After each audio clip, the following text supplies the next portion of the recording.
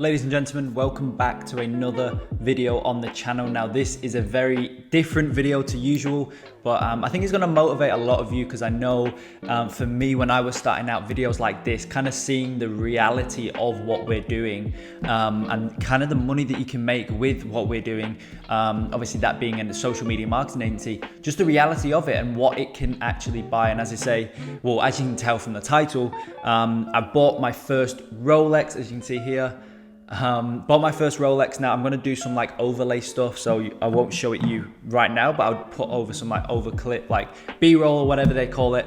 I just want to go through kind of, first of all, I'll show like the logistics, how much it was, what type of watch it is. Then I also want to cover kind of why I bought it, because I know to a lot of people it may look as if it's like a stupid purchase, right? So I want to go why I bought it. I want to go through why I've got it now and I didn't get it 4 months ago, or I didn't get it 4 months, later on this year or whatever.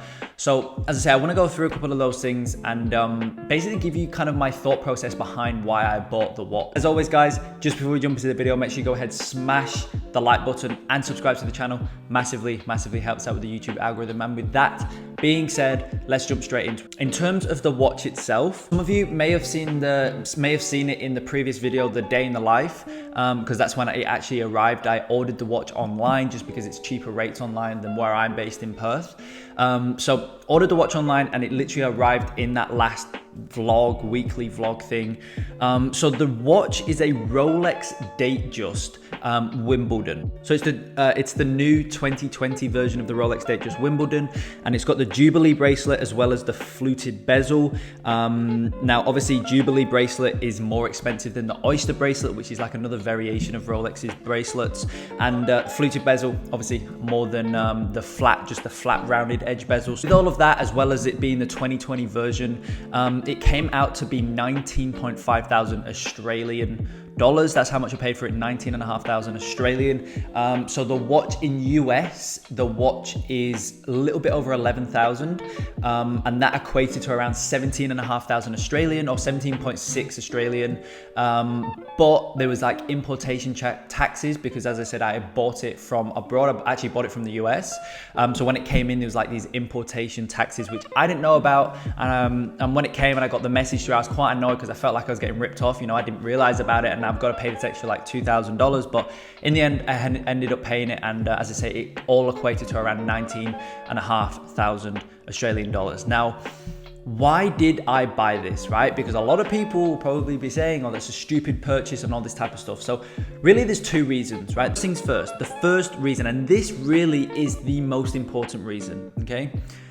The first reason why I bought this watch is because I love watches, okay? That is my thing. Cars, I'm not too crazy about. I know a lot of people, when they start making money, they go buy themselves a lovely car, which is amazing if it makes them happy. Cars, they do make me happy, and I am looking at buying a car.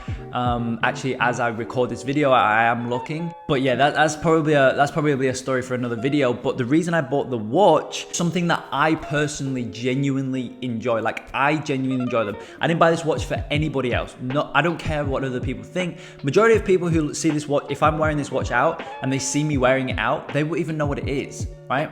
And I quite like that. So it's very evident that I didn't buy it for anybody else. I bought it for me because I personally really enjoy it, and I'm going to get a lot of joy out of it, right? So that's the first thing, and that's probably the most important thing. And if you're looking, if you're making 4, 5, 6K a month and you're thinking about buying something, only buy whatever it is if you genuinely enjoy it. And I know that probably sounds crazy. Why would you buy something that you don't enjoy? But a lot of the times people do buy things so they look successful or look, if they look quote unquote wealthy or rich or well off, or they're doing well for other people, right? So they look successful to other people and they personally don't even really like whatever it is that they're buying, right? So before you purchase anything, ask yourself if you're buying it for somebody else or if you're buying it because you genuinely enjoy it. As I say, I love watches, right? I didn't buy this for anybody else. And as I say, majority of people won't even know what this watch is when they say it. They won't even know that it costs almost $20,000. And I don't care that they don't know that because I didn't buy it for them. Okay, so that's the first thing. And as I say, that's probably one of the most important things.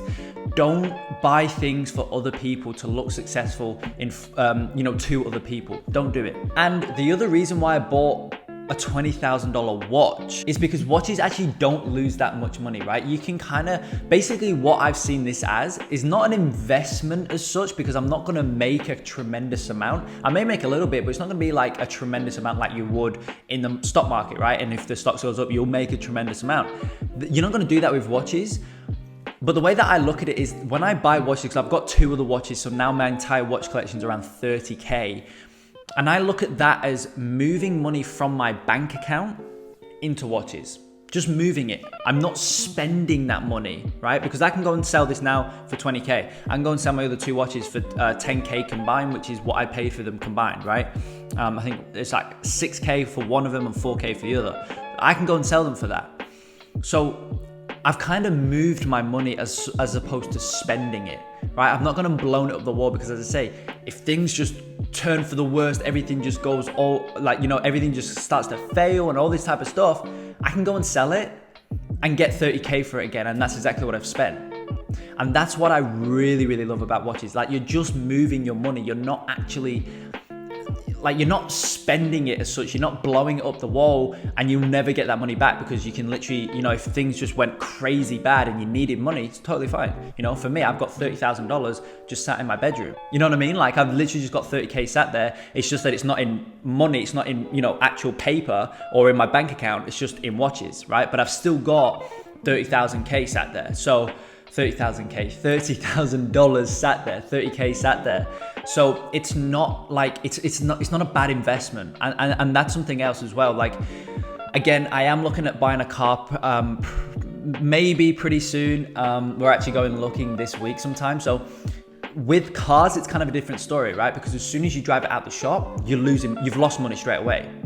Watches, it's slightly different. You're not actually going to lose money as such. You may, yes, you've got your times where you will lose money on certain watches, but if you buy at the right price, you buy the right watch at the right time, you'll either make money, you can actually make money, or worst case scenario, it's just going to stay as whatever it is that you paid for. So as I say, you've always got that option to sell them, and you'll get your money back. So that's why, another reason why I love watches. And there's one final thing that I want to cover in this video, okay? And that is, what should you wait for until you buy something like this? For me personally, and I'm sure it's the same for you guys on the other side of the screen, if you've got an agency that's making 5, 6, 7, 8K a month, 10K a month, 15, 20K, whatever it is, you'll work really, really hard. So one thing that I do want to say is, don't forget to treat yourself. This is actually something that I learned and kind of adopted from my uncle, who's the CEO of I think it's around like £300 million business, £350 million business. He's not the CEO, he's the CFO of that brand, of that company, right? And something that he said to me that really kind of stuck with me is like, don't forget to treat yourself, right? When you hit a goal, when you hit kind of your milestone, for a lot of you guys, maybe your milestone is 6 figures. When you hit that, go and treat yourself. Whether you buy a $20,000 watch or not, that's kind of obviously up to you. It comes down to how much money you've actually got. But just go and treat yourself. Go and spend a little bit of money on yourself. And again, this kind of ties in with my first point in terms of, go and treat yourself and buy yourself something that you genuinely love. I can't stress it enough, like how important it is that you do not buy things just because you know it's going to make you look successful to other people when you actually don't like whatever it is that you bought. Don't do that. Go and treat yourself. And that's kind of where I'm at. Last month, as you know, I think it was around $33,000 profit from my business. Yeah, it was around, I did like 38,000 rev, and I think it was around 33,000 profit. It was it was my biggest month. So I treated myself, right? And it's the same goes for you. Now, how much should you be spending on yourself, right? Because obviously not everybody can just go and buy a 20K watch, right? So how do you know how much you should spend? Well, the way that I looked at it and the way that I kind of bought it was by ensuring that I didn't have to think about the price, right? I didn't have to think like, oh, should I do it? Okay, yeah, if I buy it, then I'm gonna have to like cut back on all of this, or I'm gonna have to really watch where my money's going after to get back on. I didn't have to think like that. And if you do have to think like that about a purchase, just hold off. You know, you getting it now or you getting it in 3 months' time, there's literally no difference, right? Just have a bit of patience. Just wait until you build up a little bit more, and then you can buy it without hesitation. If you're hesitating about purchase, it's a good telltale sign that it's probably out of your range right now, or it's probably a silly purchase to make. You know, if you have to think in those terms, like, yeah, I can get it, I can buy it cash, but I have to, you know, really watch over the next couple of months what I'm spending my money on. I have to make sure that, you know, I probably can't really go out and just go and get whatever it is that I want because, you know, I'm going to be tight. If it's like that, don't get it. There's no point, because you're just putting yourself in a bad situation and you're kind of making yourself stressed unnecessarily. Just keep the money and just, you know, wait another couple of months, or maybe even another 6 months, or even another year, when you can just buy it and you don't have to think about it. That's what I did with this watch. I've bought it and nothing's changed, right? I've not had to now really watch where my money's going. I've not had to watch what I'm spending. I've not had to pull back on certain areas, right? Because I was able to buy it and just buy it. Like, I didn't have to think about it. And now that may sound kind of crazy to some people, you know, dropping 20K and not thinking about it, but that's just because that's the stage that I'm at. And it's the same for you, right? If you're, you know, dropping 5K on a watch, I mean, that's a lovely watch, dropping 5K on a watch. If you can do that and you know nothing's going to change, then go ahead and buy the watch, right? Because it's going to make you happy, or whatever it is that's, you know, relative to you that you genuinely enjoy. Okay. So as I say, guys, Rolex date just Wimbledon, it was 19.5, I think it ended up to be. So that's my newest purchase, newest add to the collection. So yeah, guys, I hope you enjoyed this video. I know it was slightly different, but I hope it kind of just gives you some good perspective as to why I got what I got and what you can do in your own life in terms of buying, you know, these kind of luxury items or treating yourself and whatnot. At least that's how I went about it. I just got a message from my team. I apologize for that. Yeah, that's how I go about it. That's how I kind of structure things. And that's the thought processes that I go through when I do make a purchase of this kind of caliber. This is the first one I've made of this caliber. As I say, I've spent 10K on watches previously. That's across 2 watches. So my very, very first one was a 6K tag, and my second one was a 4K tag. They're kind of just more day watches now though. So as I say, I just wanted to make this video and kind of hopefully it motivates you guys in some way, shape or form to show you like this is what can happen. This is the reality of building an SMMA, and this is actually like, this is just real life, you know what I mean? And this is literally all off the back of me building my SMMA and my e-com agency, as you guys know. It really just is a product of being consistent, actioning, and focusing on the right things that I know is going to grow my business, and also kind of going against the grain a little bit, right? When I came out of school, and I don't want to drag this video on too long, but when I came out of school, you know, every single teacher at my school was saying that I should be going to uni. Every single teacher at my school was asking me, what am I going to do next year? What are you doing? Are you going to uni? Are you going to get a trade?